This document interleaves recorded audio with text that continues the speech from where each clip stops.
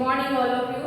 In previous lecture we start with sufficiency. All of you remember the concept of sufficiency and sufficient estimator. Now we have to check how to check whether that estimator is sufficient or not. For that purpose, first method we start with conditional PMF or conditional PDF. This is your first method to check whether your given estimator or given statistic is sufficient or not. After that, second method is that Neyman factorization criteria. To check sufficiency, we have used here Neyman factorization criteria. Okay. First method we have started in our previous lecture, that how to find out sufficient statistic by using conditional probability. In that we have completed a first example, Bernoulli distribution. That we have seen, let xi follows Bernoulli with a parameter 1p. Then you have to show that t is equal to summation xi is a sufficient statistic for parameter p in Bernoulli distribution. Okay, that example we have completed. Now we start with our next example. Okay, see, example is here. Let x1, x2, xn be random sample from Poisson distribution. Poisson is also discrete distribution. For discrete distributions, calculation of this conditional probabilities is simple. So we use here by using conditional PMF. Okay, see here example, x1, x2, xn be random sample from Poisson with parameter lambda. Then here also we have to check, or we have to show that this statistic t of x1, x2, xn is equal to summation xi is a sufficient statistic for lambda. Same procedure as Bernoulli distribution we have used, the same procedure is carried on here. Since solution is that, you write down in your notebook that let xi follows Poisson with a parameter lambda having PMF. All of you know this PMF of Poisson distribution. Then to find out conditional PMF, the distribution of this statistic is important. To find out the distribution is this statistic is essential to check sufficiency. Here xi follows Poisson lambda, hence t is equal to summation xi. In last year BSc you have seen summation xi follows Poisson distribution with parameter n lambda.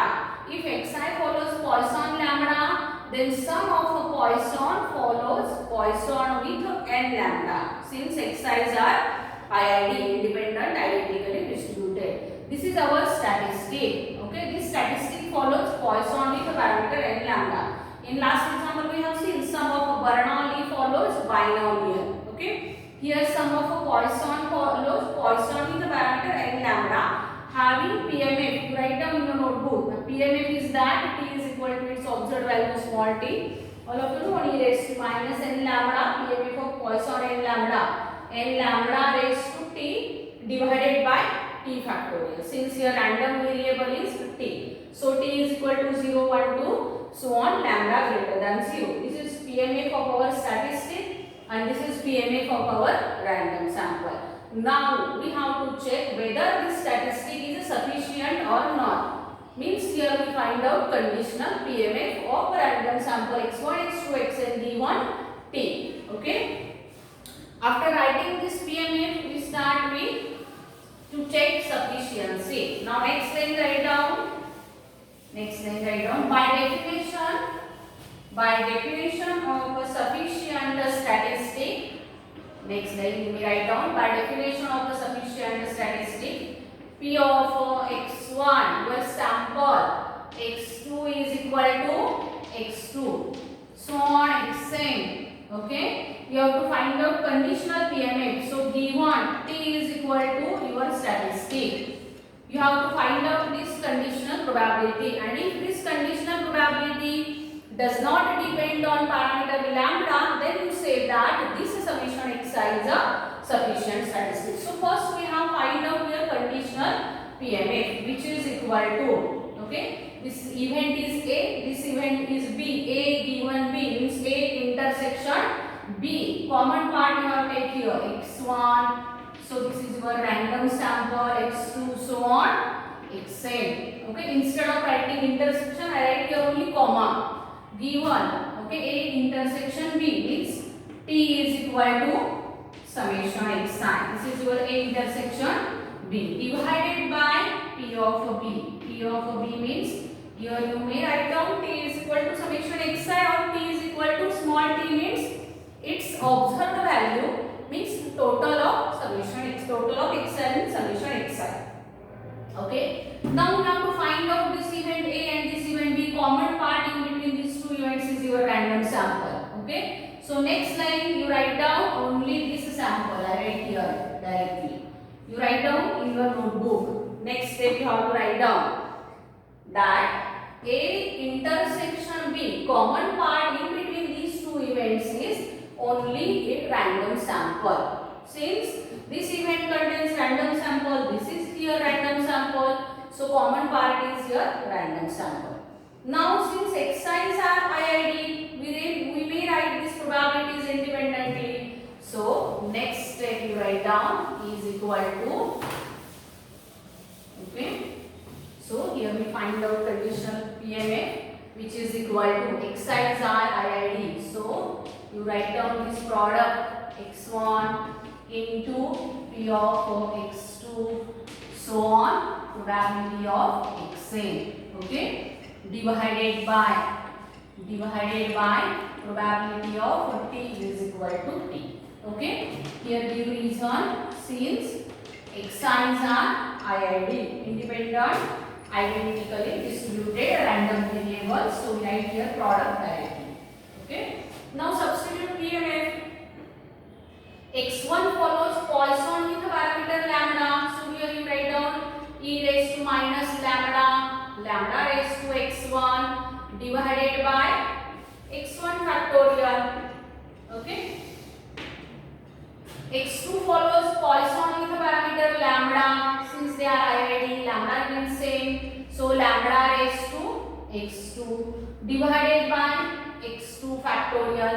xn also follows Poisson with a parameter lambda, so lambda raised to xn divided by xn factorial, okay. Lambda remains the same because they are identically distributed. Each xi follows Poisson with a parameter lambda remains same in each case, okay. Then our t follows Poisson with n lambda, so here e raised to minus n lambda raised to t divided by t factorial, okay. This is the distribution of Poisson with parameter n lambda since your t follows Poisson n lambda. Solving this you have find out, or you have to check whether it is sufficient or not, okay.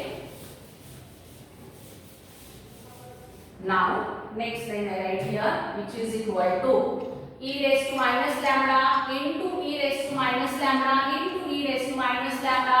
So lambda is a constant, it becomes e raised to minus n lambda, means lambda plus lambda plus lambda plus lambda, n times we make here addition. Constant, okay, for lambda is a constant and we make addition of lambda n times, lambda minus n outside the bracket, lambda plus lambda so on lambda, which is n times lambda, so e raised to minus n lambda. Lambda raised to here x1, lambda raised to x2, lambda raised to x1, means here meaning is that x1 plus x2 plus xn which is summation xi divided by x1 factorial, x2 factorial, product is here into xn factorial, so we write here product xi factorial, I is running from 1 to n, okay. This is equal to, and this term we write directly as it is here, e raised to minus n lambda raised to t divided by t factorial, okay. Now solve this term and find out to check whether it is sufficient or not, which is independent or not. This term get cancelled, okay.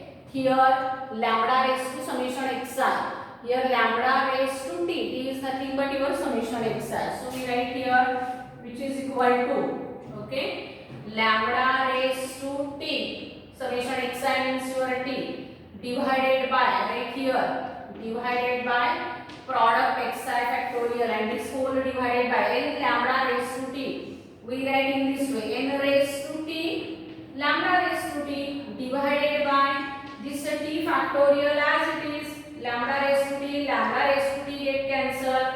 and your final answer is t factorial divided by, so it goes here, this divided by term, product xi factorial n raised to t term as it is n raised to t, and this is answer of conditional probability. Okay, do you understand?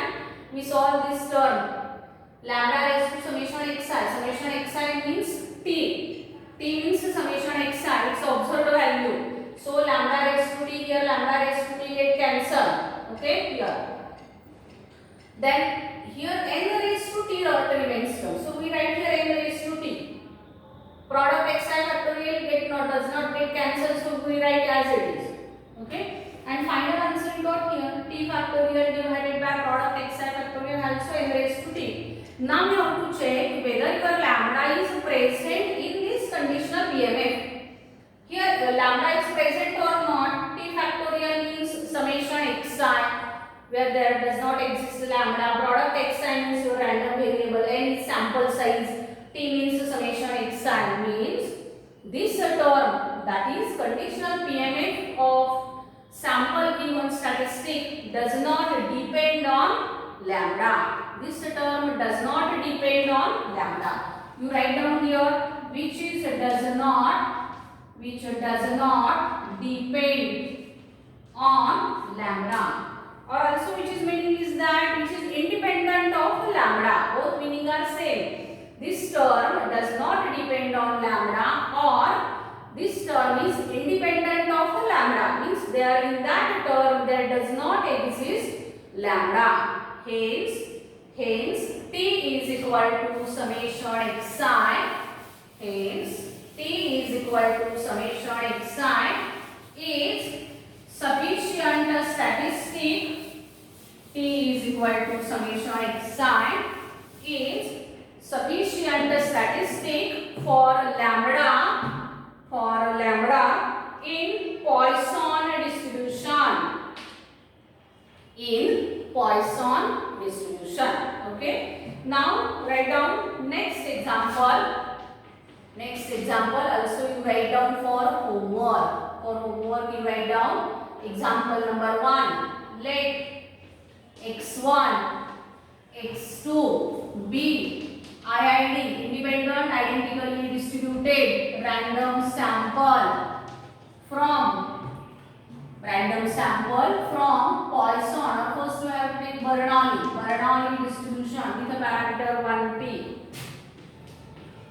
Then check whether t is equal to x1 plus x2. T is equal to x1 plus x2 is sufficient statistic for p. Okay, this is example number 1. Second example, let x1, x2, x3 be random sample from Poisson with a parameter lambda. Poisson with a parameter lambda. Then check whether t is equal to x1 plus x2 plus x3 is sufficient statistic for unknown population parameter lambda in Poisson distribution. Okay, these two examples you have solved for homework. Both examples we have solved for sample size x1, x2, so on up to xn. Here n is equal to 2. Only 2 random samples here we have to take x1 plus x2. Meaning it says t is equal to x1 plus x2 means summation xi. Same example, only change is that here n is a changed. Here n we have to take 2. Here n is equal to 3. Now you have to solve these two examples. Okay, thank you.